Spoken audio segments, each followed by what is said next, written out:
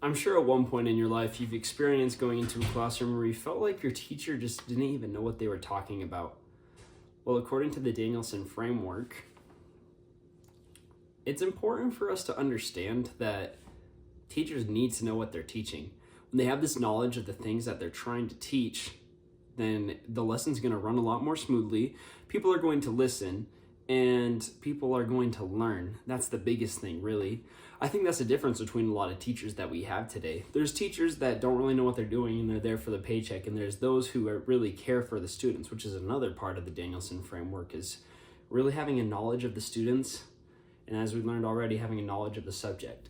With the combination of these two things, we can have a better understanding of what kind of things we need to understand. If I was to emphasize in English, for example, English helps us understand more writing and works of things we've had in the past and famous writers and things of the sort. But if I'm knowledgeable on the subject and I'm not knowledgeable of the students and what they understand about the subject, it's going to be completely in vain. It doesn't matter what I know if I'm not able to share the information with them. It's important for me to know the knowledge, but I also have to be able to teach others so they can understand the same knowledge as well. There's a lot of moving parts that go along with this. Let's say, for example, we were going to teach a lesson. We were going over the classic novel by Charles Dickens, A Christmas Carol.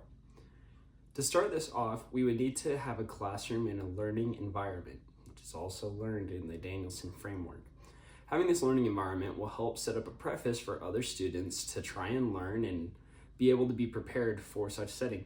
We could do this in a variety of ways. Maybe we start class by going over the story or going over what people may remember from the classic tale. After that, after we have an established basis, we can start reading paragraphs from the novel, or possibly even looking at clips from certain movies of depictions of the classic movie. Doing things such as this will help us have a better understanding of what the story is trying to tell and what kind of lesson we might be teaching with it. For example, let's say we had a lesson where we were trying to understand a bit of foreshadowing. Well, in this classic tale, we can understand a bit that in the beginning, when Scrooge is cold-hearted and won't give anything to the poor or needy, that there's a bit of foreshadowing for the end of when he has his change of heart, and we can go over that and see how it really changes and go over these two differences, either by reading passages or going over clips. By doing both, we'll have a basic understanding of the premise and the understanding of it so that we can teach that to others, and we're building this environment for others to understand and learn. As a teacher who understands the topic can connect with the children or youth that may be learning a similar topic based off of things that they also understand. Having this basic knowledge helps us both communicate with one another in a way that makes it less complicated. It makes it more inviting. And that's a way that we're able to really learn. And we're not just listening to a lesson, but we're taking something in and connecting with it so that we can apply that to other parts of our lives. So then later down the road, when we're writing our own stories in an assessment or assignment that we may be making, they will be able to do so on their own with the knowledge that they've gained as they recall the memories or moments when we went over the story by Charles Dickens. After teaching a minor part of the lesson and we feel like everyone has a basic understanding on the concept, it's important that we ask some questions. That way we can do a tiny assessment and figure out what the students are actually learning. Questions can help us understand better of what the teacher needs. That's what I would need to do.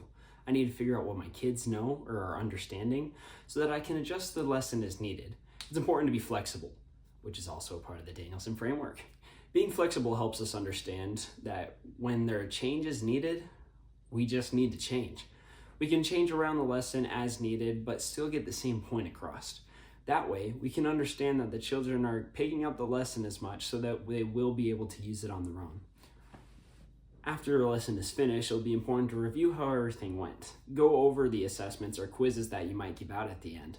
This will help us understand, okay, for example, do they understand the foreshadowing? Are they able to use that on their own? Are they able to see why that's important? Would they be able to use this in their own writing that goes in the future? And with these tiny assessments, as I'm reviewing my own teaching, I can see where I might want to change a little bit. You can even ask the students certain things to see how you can affect your teaching and know what you need to do.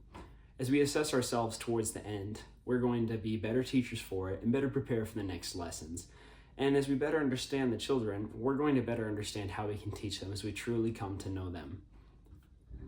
That's what teaching is. That's the difference between teaching. That's what teachers need to be doing nowadays. And if we understand these concepts and what these children really need, we're going to be okay. We're going to get the point across that needs to come across. Thank you.